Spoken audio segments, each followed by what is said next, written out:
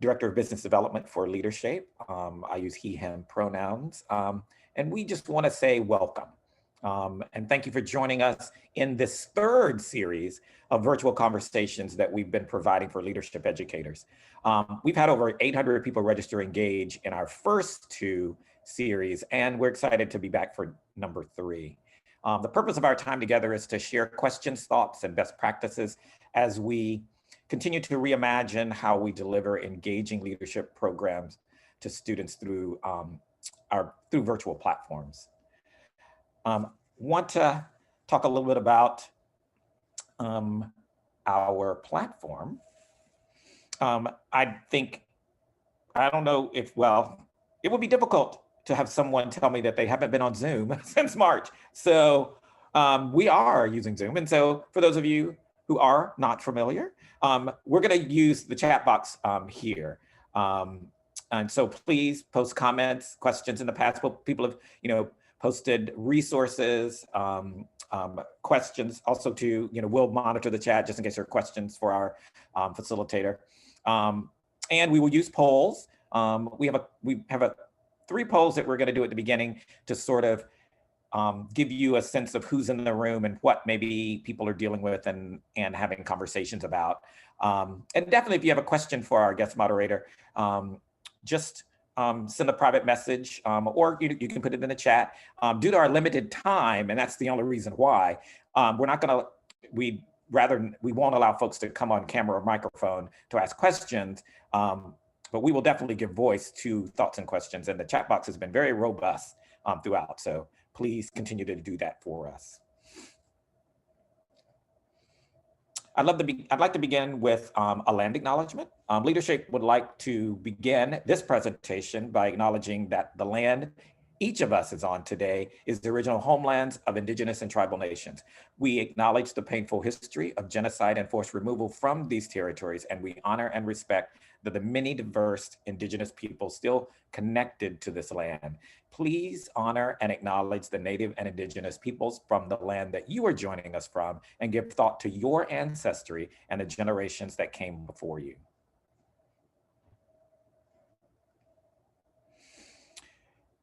Those of you who know us know that LeaderShape is a nonprofit, and our mission is a just, caring, and thriving world where all lead with integrity and a healthy disregard for the impossible. Our mission is to transform the world by increasing the number of people who lead with integrity and a healthy disregard for the impossible.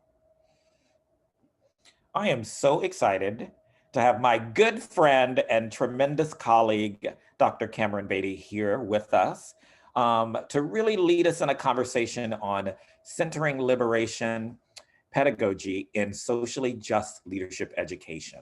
I'm excited to engage, and I'm just going to ask Cameron just to take a few moments and say hello and introduce himself before we move into some polls.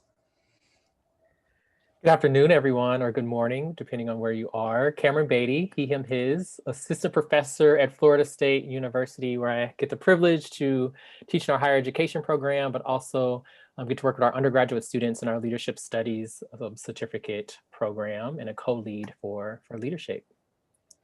Great. Thanks, Cameron.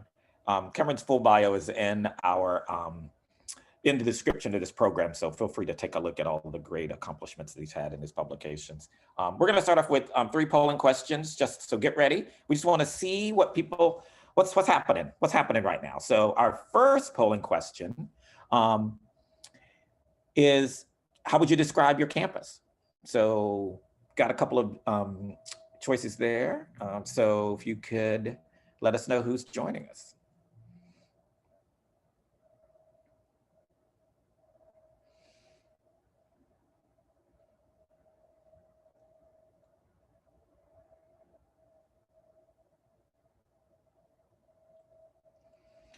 All right. Well, looks like it seems that we're pretty much split, half and half, public and private. So thank you very much for that. All right.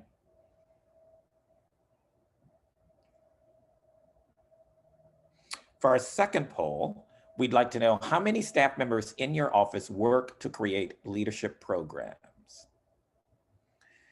So let's see how many folks are solo and how many folks have a staff.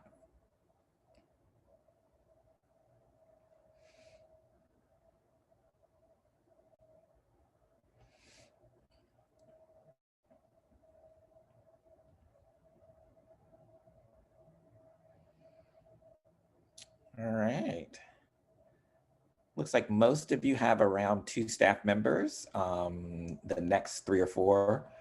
And then there's just the solos right there. All right, it's good to know, good to see. We have one more polling question for you. How did your students on your campus receive their classroom instruction this fall? In person, online, synchronous, online, asynchronous, hybrid, blended?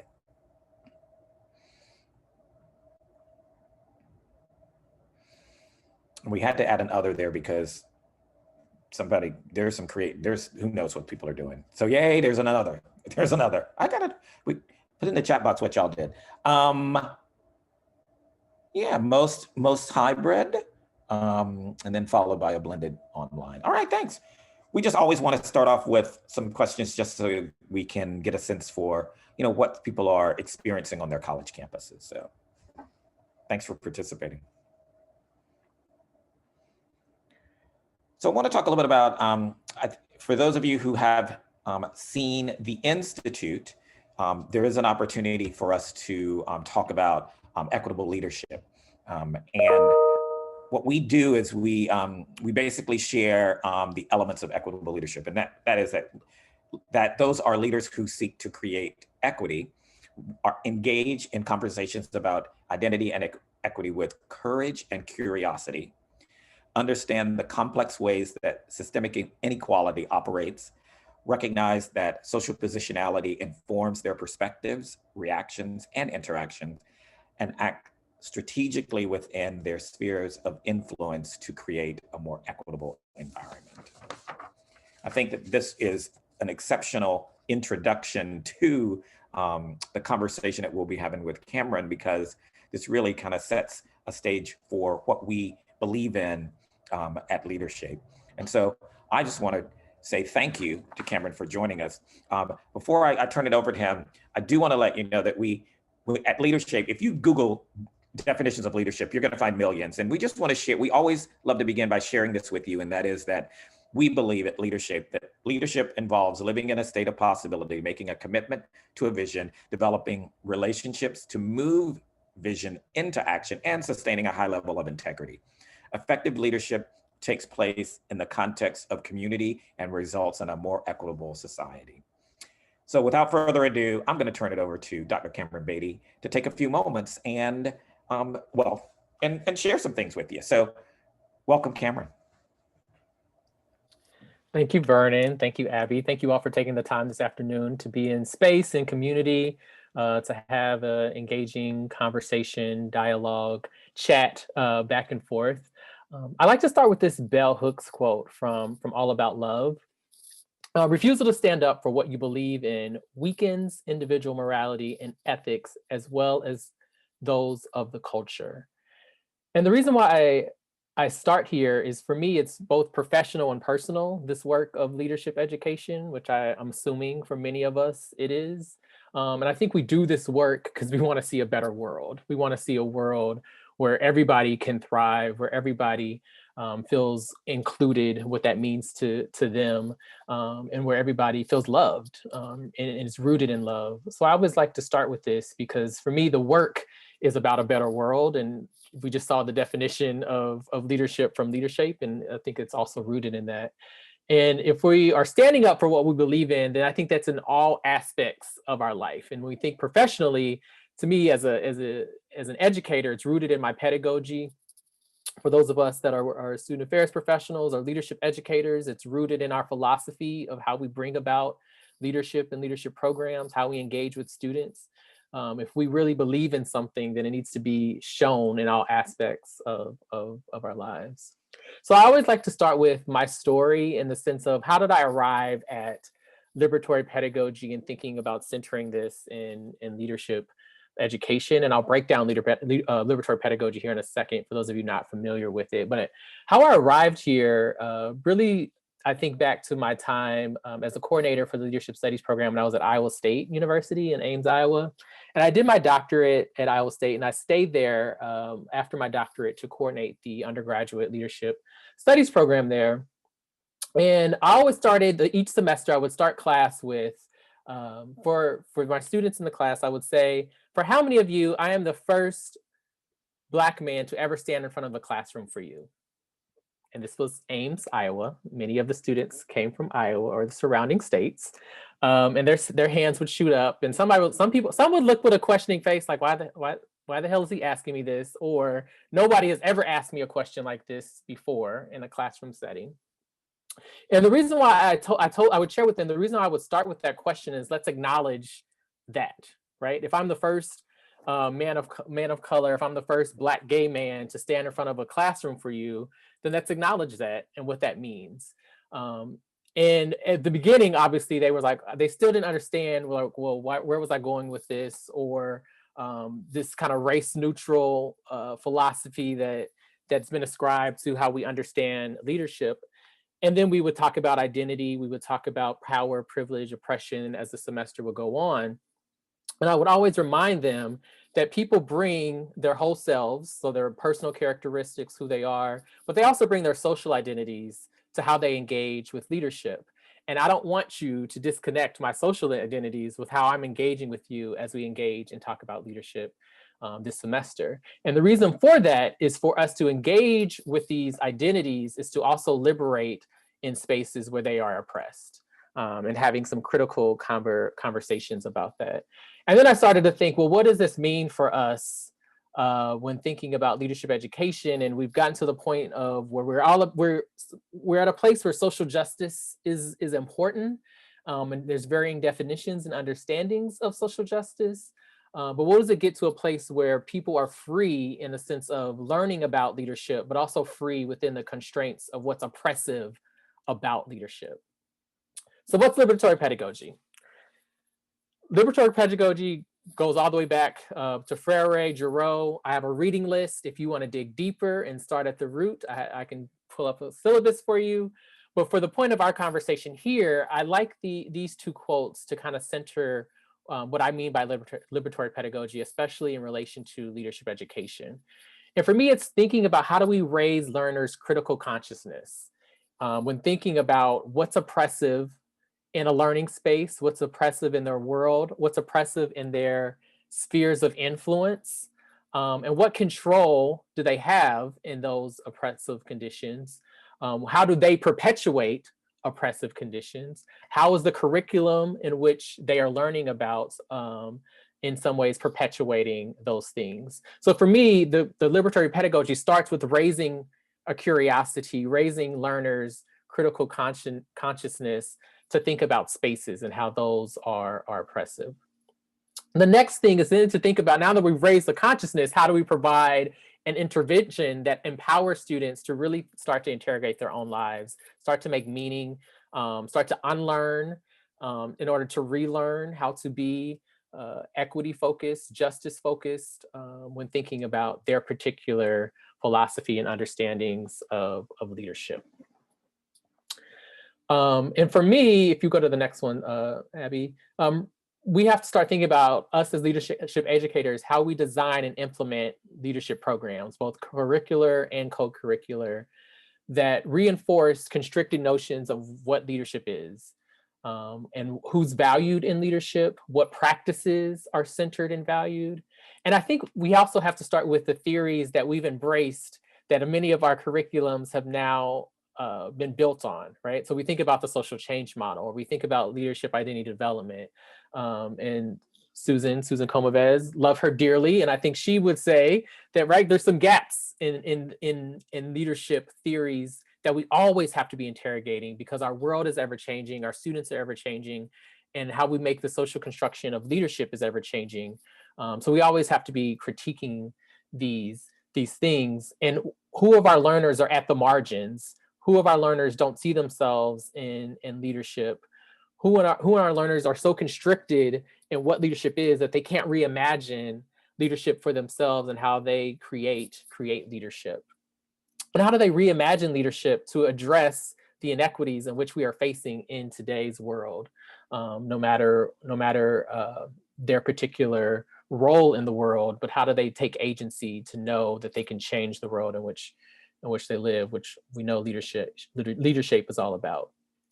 So with some colleagues, I've written some thoughts around these in various book chapters and articles, and I just want to shout them out before we move forward. But Dan Tillapal was some of the original thinking about this. My dear friend Amber Manning-Olette at Oklahoma State University, we were colleagues at Iowa State, and we were starting to think about this.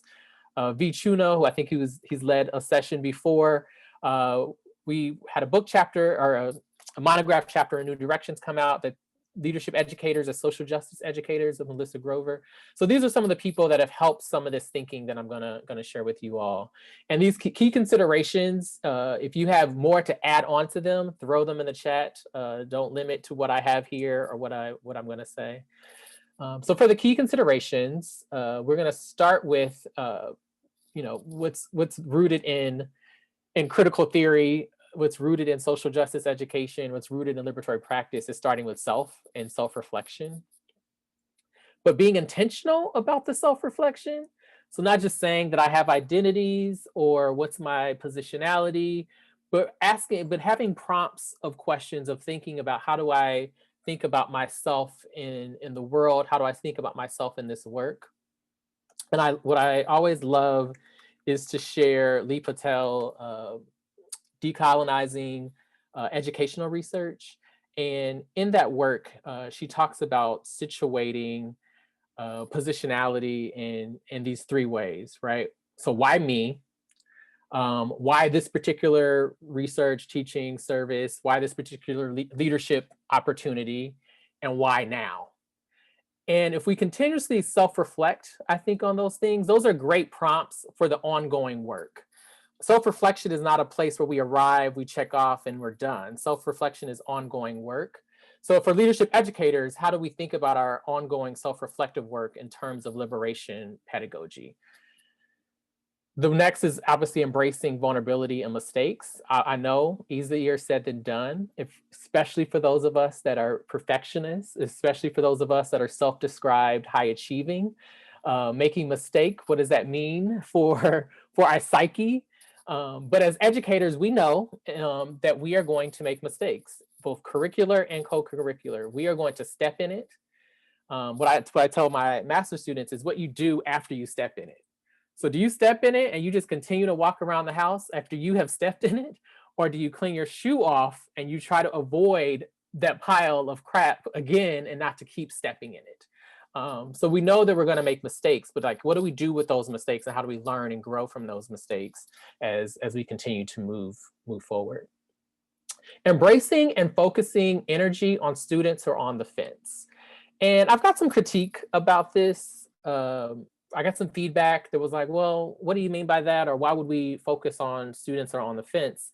And what I mean by that, especially for those of us that sometimes are in the leadership education classroom, but even for those of us that do leadership programming, the students that are on the fence, what I mean by that is sometimes we got students that are all in, they're all about it, they get it, we are about to do this work. They might be seen as social justice warriors, they got it.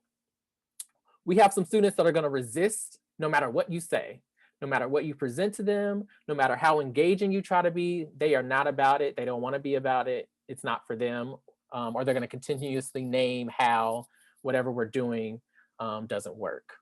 But then you got some students who are like, I've never done this before, or what do you mean by that? Or I don't know those terms, or I want to be inclusive, I don't know how to be inclusive, or I don't know if this is for me, right? And how do you think about centering those students as a part of the learning outcomes instead of going to the extremes?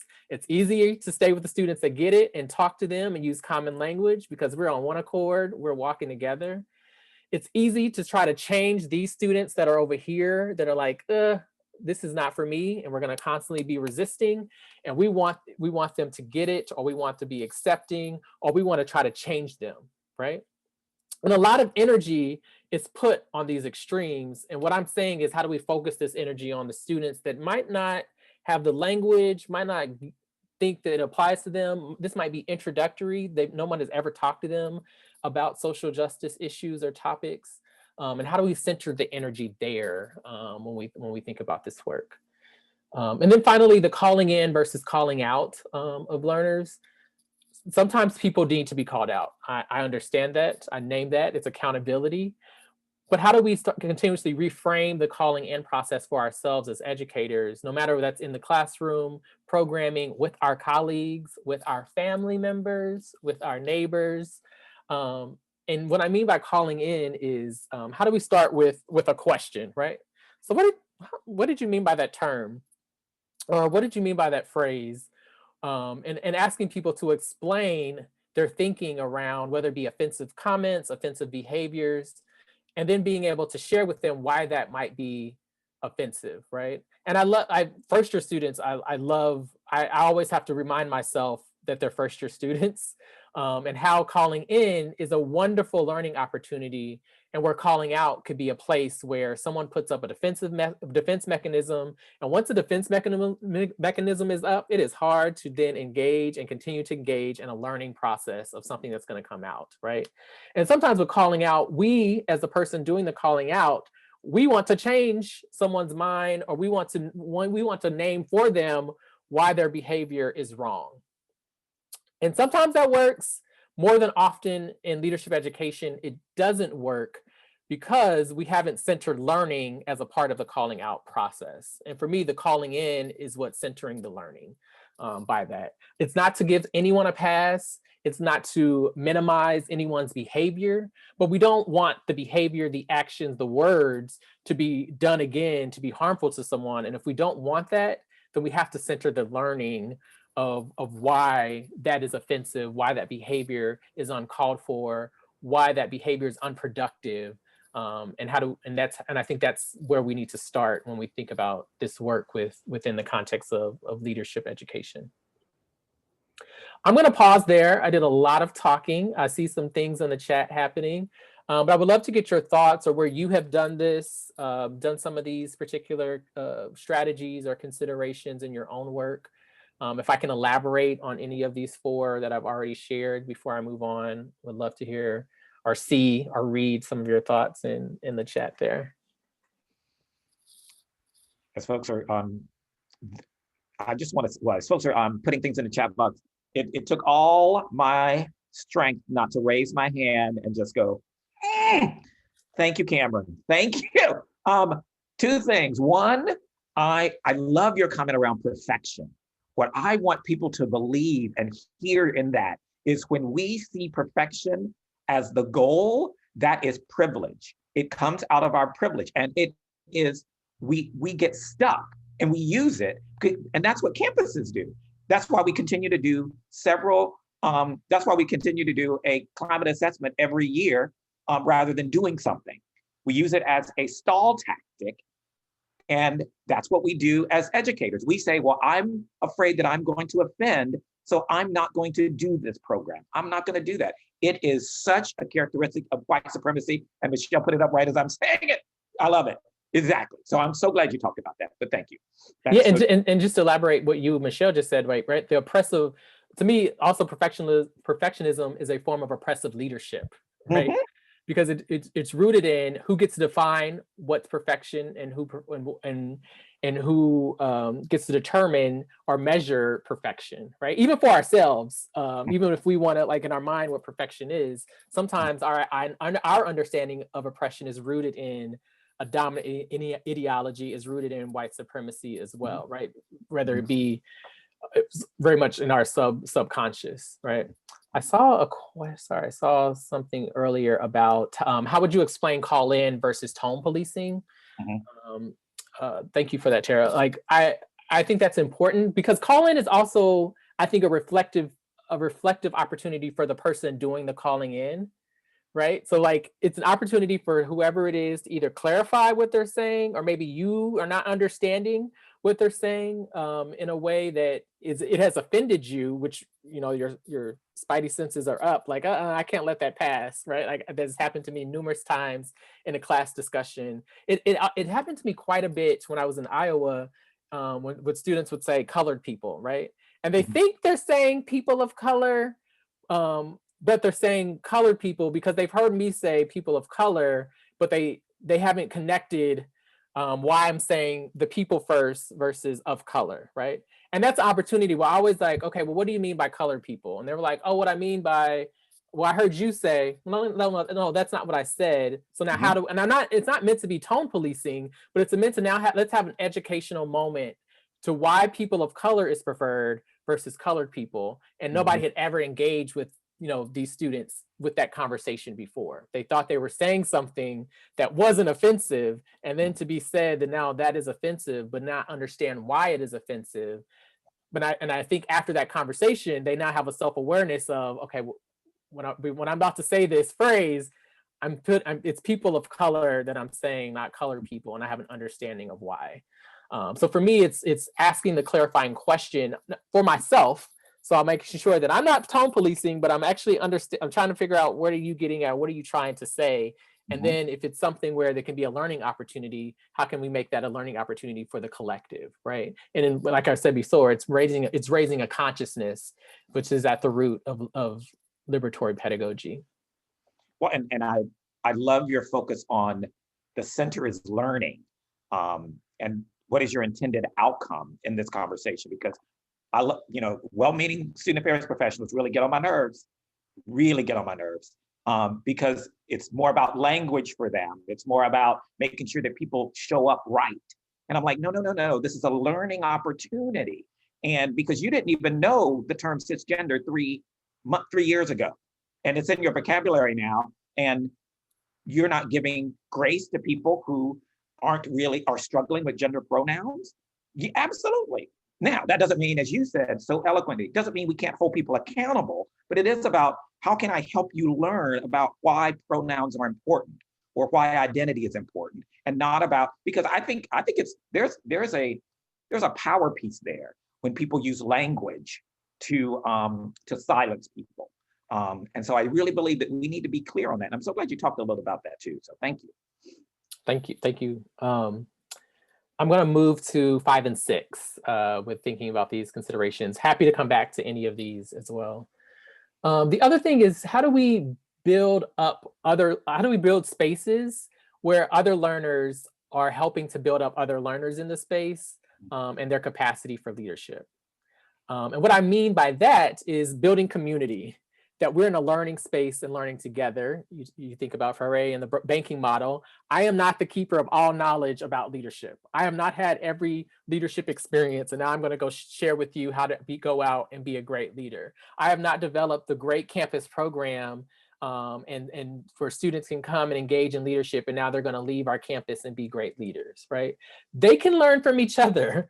And how do we create a community and a culture where the learners are engaging with one another, that's affirming, that's building each other up, that's building a capacity for learning, because they learn about other skills, abilities, and learned where their strengths are, where there's limitations in their own understanding of leadership, and learning about one another. I teach the senior capstone class here at Florida State for those completing the leadership certificate.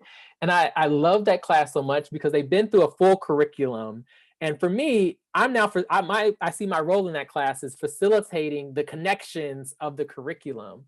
But they're in a room that everyone else has been in the curriculum at different points, but they've also, obviously they're getting a leadership certificate. They've engaged in the community, they're leaders on campus. They all have different backgrounds and experiences that they're coming to the space with. And for them to be able to learn from one another, to question one another, to me, I can just see their light bulbs going off.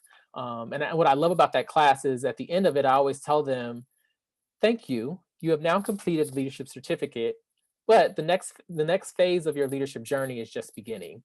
and empowering them to this community that we built in this classroom. You can go out and build those communities in every aspect of your life. You can build that community in your sphere of influence with your family and friends. You can build that community with your professional work environment. You can build that community in which you live and the society in which you want to grow.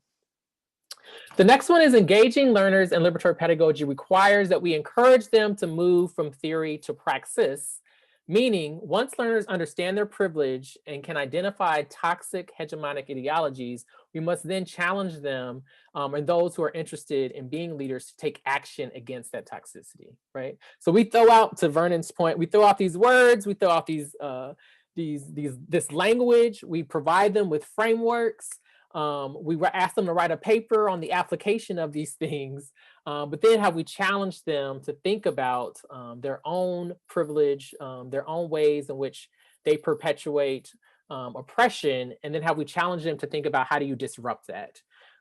So using theory as a tool, applying it with practice, and then for them to reapply that to the making meaning in their own lives and within the application of their own actions to address inequities. And then the last two here, before I pause again, is unpacking and learning racism, sexism, homophobia, transphobia, and its impacts on our work is extremely important for our transforming leadership education. In order to facilitate liberatory pedagogy, educators must be able to acknowledge the role oppression plays in all aspects of our own lives. And to me, that circles back to point number one of self-reflection. And for me, I always think about this unlearning, and the reflection has to happen. My life right now is in semesters. Yours might be in quarters. And for those of you that lead healthy, thriving lives, your life might be organized in weeks, months, or years. Well, for me, at the end of each semester, I always think about what went well this semester with the course, what didn't go well, what would I change? But I also think about where did I perpetuate things that were unjust, that I had blinders on. And sometimes, a teaching evaluation or something like that can be helpful for that. I do an informal kind of stop, start, continue, check-in, midpoint check-in, and end of semester check-in. And I read through those things. And obviously they're about the course, they're about coursework, they might be about my facilitation, but I always try to dig a little deeper when taking in that particular feedback, right? And for one example that I have is I taught this social justice and leadership course. It was a doctoral course that I taught last fall.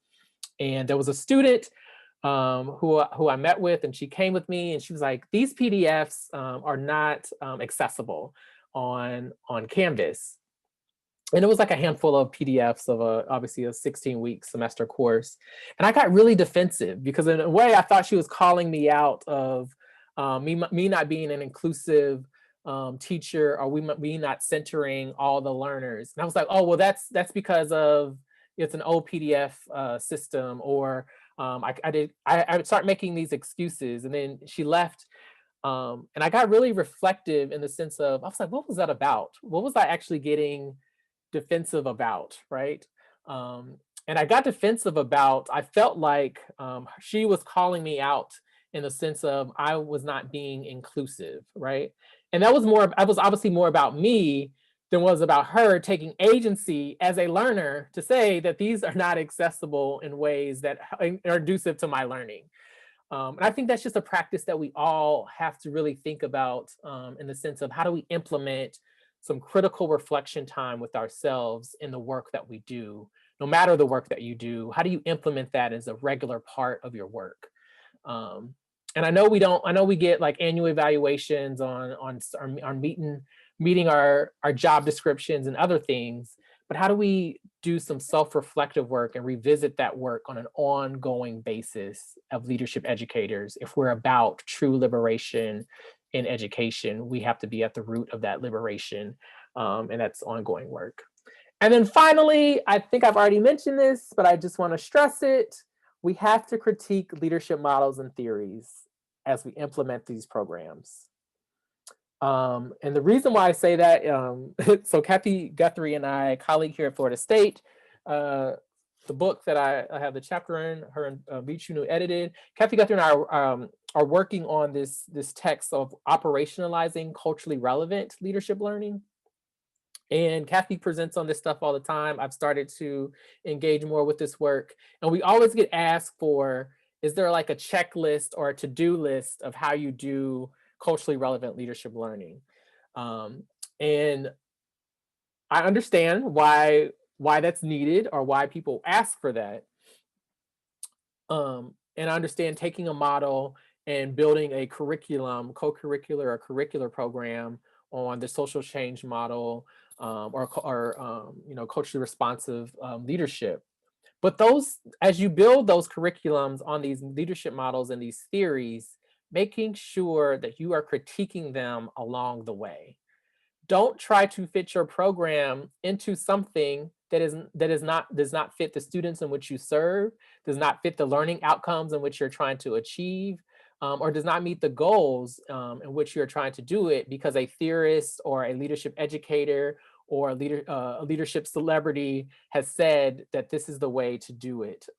There is no cookie cutter way for us to do leadership education. There is especially no cookie cutter way for us to do socially just leadership education. And if you are really about liberation, liberatory pedagogy, then you already know that those theories and models are ever evolving and need to change with context and thinking more critically about that work.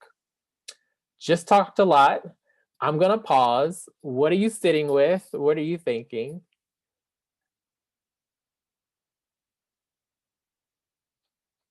I need to unmute myself. I really, really love, Cameron, your comment around sort of the one theory does not fit all.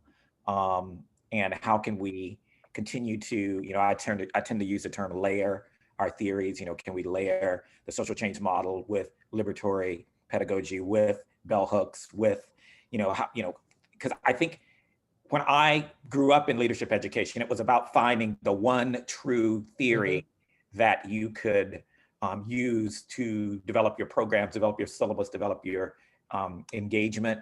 And that is that's not helpful. So absolutely. Thank you. Let's see what people are saying in the chat here.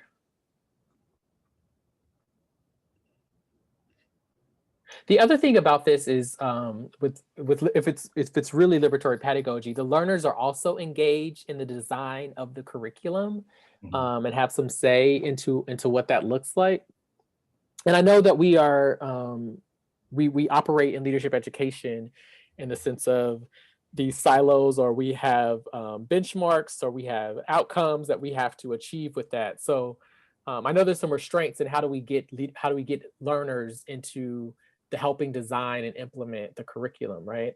But many of us have alumni of our programs that are just brilliant, right? They went through our leadership program or our curriculum or our scholarship program, and they're now in the world thriving and applying some of these concepts. So how do we get some buy-in, or how do we pull them in to think about, what is where are gaps in our curriculum, right? You might be 2 or 3, 4, 5 years out. Can we have a conversation about what are you using from the curriculum now, and what didn't really stay with you, right?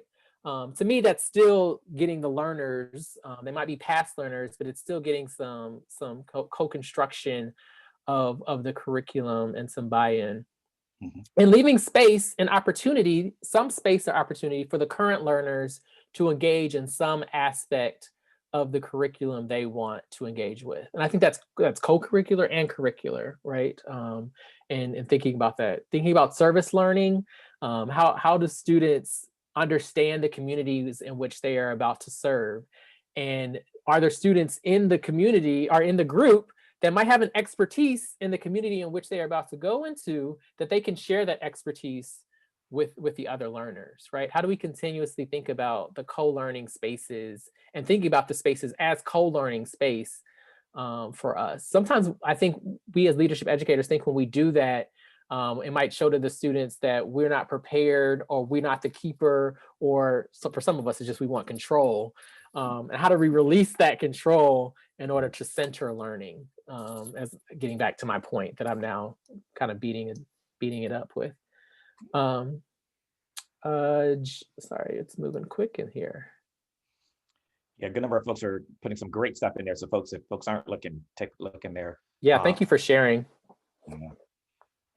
I love the critical questions that goes hand in hand with what you talked about, Cameron, in terms of allowing for there to be some fluidity in the conversation around leadership. Yeah, good stuff. Yeah, I think the critical questions, Jen, it's the key. It's for me, it's for us to unlearn, because like we've gotten to we're a checklist society, we're a checklist field. Higher education is checklist, so it's even us unlearning that part of it, right? And the critical questions part is a way for us to do that unlearning work, and also models for our students, right? What is it? What is critical thinking? And critical thinking is rooted in critical reflection. Yeah, I love Tara's got a question about how do you work with folks who are stuck in the theory mode? How do you gently nudge them? Yeah, that's a great one. And Tara, I'm assuming you mean like our colleagues, our colleagues that are doing the work. And for me, especially for, I remember doing this when I was at Iowa State. The curriculum was built off the LID model. The leadership identity development model is like, I mean, it was laid out. I know some of you might know Clint Stevens, he's a co-lead, but Clint had laid out this wonderful curriculum. Each class was like situated and where the stages were and all of these things. And I would ask him, okay, so is this the point of this is that students are walking in at this stage, or students are leaving the course at this stage, right? And I just started kind of asking questions to break down, well, what are we how are we using the theory, and what is the outcome of why we're using the theory in this way. And those questions kind of help spark kind of getting, because the nudge for me is getting to application, right? And if a person is stuck in the theory, how do we ask questions that gets them to or nudging them to, using your language, Tara, of application. The other thing that I would do with this is using the theory then for assessment. So using the LID model again, is if we say we want students to get to, leadership differentiated versus leadership defined, then how to actually bullet pointing, then what does that look like? And for me, the application, people need to see that side by side. So see the theory, and now see how are we actually doing that and where the gaps are. And if we're doing that, then how do we move beyond the theory? Like, how do we continuously move? Not that we have gone through the theory or we've accomplished the theory and we're done, but how do we continuously evolve? So to me, it's the visual of getting people to see the theory and then seeing the application, and then how do we move? To me, the nudging is then now moving forward. And the other thing is also introducing concepts or other theories that are complementary or that are filling in the gaps that we now see that the theory has. And some people are stuck on theory because that's what they know and are comfortable with. So how do we introduce new concepts and theories? We're human. Some of us are creatures of habit. We get stuck in our ways. So it's a matter of introducing new ways of knowing, new ways of doing this work that might be complementary to what you already know. So I'm not disrupting or rocking your world entirely, but thinking about that, thinking about people's intentions of why they're stuck in the theory.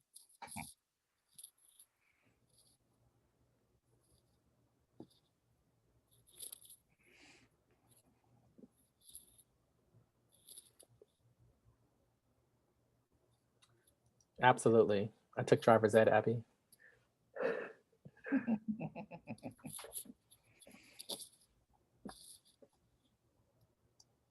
Okay, so I know we're running short on time. I just had a couple of critical reflection questions.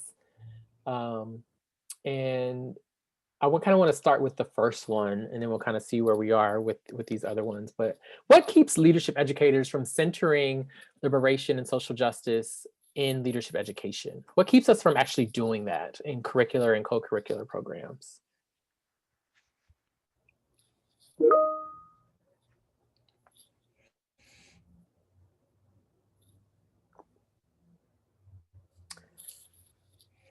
The chat is open. Vernon, you're happy to jump in here. Yeah, I was thinking about that. I think, for me, I still believe that, and Alonzo said it perfectly. I think that there is this piece of sharing to folks that are at levels higher than ours that we are successful. That we are providing a product that students, number one, want, and number two, can use to say that their students are moving forward. And I believe that campuses are nervous about systemic change. So yeah, absolutely. The other thing with that, I think, is language too.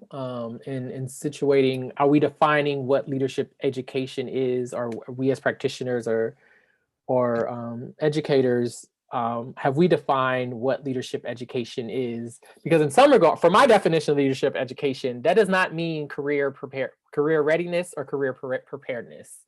And sometimes what we see is leadership education, it means the Career Development Center. And I think there are some common interests, some common goals, but leadership education to me is really centering leadership as this lifelong learning process and engaging with it. And yes, leadership, it positions, leadership interests look great on a resume. They help our students get jobs. But I think it's a language, like we have to clarify language and what we mean when we talk about, when we talk to upper administration. I know for here at Florida State, leadership is a part of one of our priorities and it's our goals and all these other things, but it's rooted in this. We want global leaders and we want people that are going out. And if our leadership education is rooted in social change, then there might be a disconnect, right? So how do we get to the language in which we're talking about when we mean leadership education, when we mean centering social justice and leadership pedagogy, liberatory pedagogy. The other part of that is thinking about, well, what is the language they're using and how do we think about leadership education in the context of our goals and aligning them with those things and being strategic. I know it's political. The other thing is sometimes you do have to call out the system, right? And I know that some of us have more privileges than others in being able to do that. So it's how are we strategic about the allies that we build around campus and getting buy-in, right? And if there's a leadership program, curriculum, strategy of centering social justice that has pulled in academic advising, that has pulled in athletics, that has pulled in career development, that has pulled in student affairs, and we're having a common understanding of the type of social justice education we want to do, to me, there's a strength and a strategy that is not just rooted in one office. It's not situated with one person, and it's not situated with one mission statement. But how do we think about our strategy of pulling together people that are about doing this work across campus, and we build a collective, a coalition of being able to move some of these thoughts and ideas forward. Michelle says, I'm laughing out loud, Cameron, because leadership is one of our university core values, but there is zero commonality conversation about what we mean by that. And therefore, some faculty are teaching hierarchical leadership models because that is what they know as leadership. I experienced this so much when I was at Iowa State. Vernon, you were there once upon a time. And it was a interdisciplinary program, and we loved that we were interdisciplinary because you had to take classes in business, and you had to take classes in arts and sciences, but everybody was teaching leadership differently in those contexts and in those disciplines. So our students would get to us and they're like hella confused because they're like, you said leadership was not just positional, but over here they're teaching us leadership as management, right? And then I had to shift in thinking about how to building students' capacity for defining leadership for themselves, staying true to that definition, knowing that you're going to get continuous definitions thrown at you throughout the rest of your life. And how do you take what aligns with yours and how do you compartmentalize those things that don't? So my strategy within the certificate then had to shift because students are like, hey, you're telling me one thing, but I'm getting something else from over here.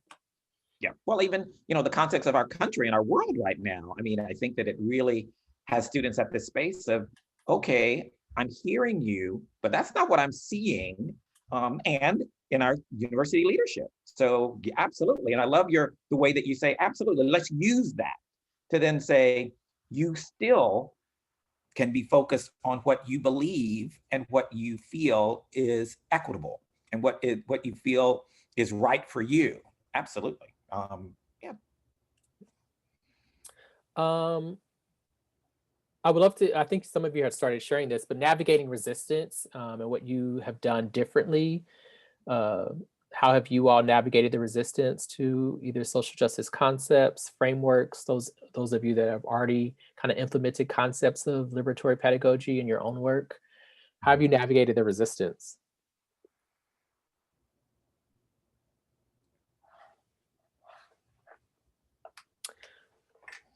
Well, I know that as I think about this, and I think that Tara mentioned this too, the mixed signals piece, we just need to be in a space of recognizing the fact that it's messy. And that's what social justice and liberatory pedagogy is all about. It can be difficult. And if we embrace the messiness, then that allows us, I believe, to then navigate it, to say there's not a specific checklist, as was mentioned, and kind of navigate that. And to your point, Vernon, messiness is a part of the process, right? Yeah. And to me, messiness centers like that. There's so much learning that happens when stuff is messy. I love, I shouldn't say I love the messiness. The opportunity that messiness presents learning opportunities that I think that are going to stay with us for the rest of our lives, right? And the same goes for our students. And centering, okay, I'm sensing some resistance. I'm sensing some whatever it is. Let's name that, right? Like, so what is the resistance, or what are you resisting to? Obviously, you won't use those words with students, but and navigating the resistance also with our colleagues, with our campuses, as we just have the conversation about when thinking about that, right? If liberatory pedagogy was easy, everybody would be doing it. Exactly. So it's knowing coming into that you're walking into something that you're about to navigate that's going to be difficult, because you're going against something that's a norm that people are comfortable with, that we've always done it this way. Or why would you change that when our students have such a great experience with that, right? Like you're going against people's comfort level and that's not easy. And you have to armor yourself walking into those situations, knowing that it's not going to be easy, and setting your expectations up, knowing that there's going to be resistance along the way, because that is a part of the process. Well, and what I try to remind myself too is, in my marginalized identities, I tend to embrace messiness. Because that's what I've lived through all my life, is the messiness and the uncertainty. But in my privileged identities, it's difficult for me to engage messiness because that is counter to privilege. It's I've never experienced that in my privileged identity. So it's really important to know. That's why I love your comments initially around this is an inward process rather than an outward process. And I think many of us in higher education continue to see social justice education as an outwardly focused process. We are teaching people how to be socially just. And I'm like, no, you're not. You are not. But that it's inward first. And I'm so glad you talk about that. That's powerful. Yeah. Hey, Robert Brown, let me get what you were asking here. If there are ways that I engage with resistance within the content and context of your leadership education efforts, how can we start engaging students on the technologies of resistance that are at play in oppressive systems? And I think that gets at the raising people's critical consciousness, right? And sometimes we have to model that behavior for them of raising and being mindful of things, right? You can't think about engaging students if you haven't done self-reflective work, to Vernon's point, but also modeled how it's one thing to tell people to do self-reflective work, oh, go and journal, it might be an assignment, but how are you modeling that as an ongoing process to then be able to actually engage with students when thinking about resistance, right? And starting to name, okay, so part of resistance is a defense mechanism, right? That's rooted in resistance. So having them start to acknowledge, so for the next week, when we come back to class, think about times when you get defensive or you put up a defense mechanism, and think about them throughout the week, right? When does this happen for you this week? And starting to model for students when they're putting up resistance and what they're putting up resistance for. So then we can have a conversation of what are you resisting in the context of me saying that hegemonic masculinity is problematic, right? For some students, you have shaken their entire ground on which they walk on because they're about to leave your class and walk back to their fraternity house. And what they're hearing is that everything about this world in which I live, in which I'm also engaged in leadership, is problematic. So there's resistance there automatically, right? And what I'm trying to get them to think about is masculinity is beautiful, it's healthy, masculinity is natural, but there's ways in which we have positioned masculinity and been socialized to have toxic behaviors, and how do we disrupt that, right? So it's a matter of them starting to practice to think about that, and getting beyond what I'm hearing is you're about to rock my world, or you're shaking my world, or you're saying my world is wrong. So we can't even get past to have an engaging conversation. It's modeling for students to move. How do we? Okay, we can stop there. But how do we get through that that frame of thinking for them? And that has to be modeled. That takes time for some students. Sometimes that takes time for us and practicing. How do we model that for them? What type of questions do we ask? Not every reflective question is going to be helpful for each student, and we can't use the same reflective questions to get at the same result for the students in which we engage with. I see that we are almost at time, so I'm going to pause. You're just a joy right now. As always, what a great conversation. I just want to make sure that folks know that these guiding questions are perfect for you to engage your staffs with, or to engage your department or division with as you're talking about leadership education. So even though we didn't get to all of them, I do want to let you know that this resource will be for you. We're going to send out the link of the recording and maybe some other resources too. So thank you, Cameron. Thank you. This was, I'm jazzed. So let's go. I would be remiss if I didn't, as we wrap up, do a quick commercial for those of you who would love to chat with us more about our programs. Just shoot us an email, jump on our website and shoot us an email. We've got virtual platforms now for all of our sessions, except for the Institute. We're still working on what we're gonna do with the 4 or 6 day Institute. We're working on it. Know that we've got one more session coming up tomorrow. So definitely join us if you can. Tomorrow we're going to actually do we're calling it the fall 2020 rewind, which is really reflecting on, now that we've done a semester or so of online programming, what does that look like for us? And in terms of leadership development, what are some lessons learned, et cetera. So thank you all so much. Have a great day, and we'll see you hopefully tomorrow. Thank you, everyone. Have a good afternoon.